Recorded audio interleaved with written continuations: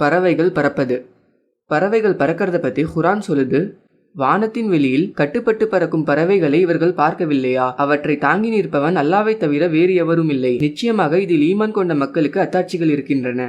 அல்-குர்ஆன் அத்தியாயம் 16 வசனம் 79. இதே போன்ற செய்தி குர்ஆன்ல மறுபடியும் சொல்லப்பட்டிருக்கு.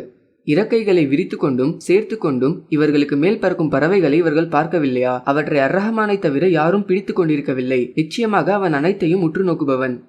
அல்-குர்ஆன் அத்தியாயம் 67 வசனம் 19. அம்சகான்ற அரபு வார்த்தையுடைய அர்த்தம் ஒருத்தர் கையால பிடிக்கிறது, தடுத்து நிறுத்துறது.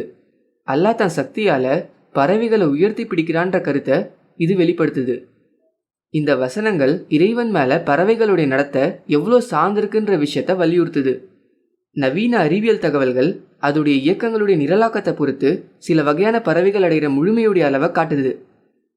பறவைகளுடைய மரபியல்ல இருக்கிற இடம்பெயர்ற நிரலுடைய இருப்பு மட்டும்தான் இந்த நீண்ட சிக்கலான பயணத்தை விளக்க முடியும். அது எந்த முன் அனுபவமும் வழிகாட்டியும் இல்லாத மிக இளம் பறவைகள் சாதிக்க முடியும். அவங்களால வர வேண்டிய இடத்துக்கு ஒரு நிச்சயமான தேதியில திரும்பவும் முடியும். பேராசிரியர் ஹாம்பர்கர் பவர் அண்ட் ஃப்ரெஜிலிட்டின்ற தம் புத்தகத்தில் பசிபிக் பகுதியில் வாழ்கிற ஒரு மட்டன் பறவையுடைய உதாரணத்தை தராரு. 15,000 மைல்களுக்கு மேலே இருக்கிற அதோடைய பயணம் 8 வடிவத்தில் 6 மாத காலத்துக்குள்ள இந்த பயணத்தை மேற்கொண்டு அதிகபட்சமாக 1 வார தாமதத்தோட மறுபடியும் புறப்பட்ட இடத்துக்கு திரும்பி வருது.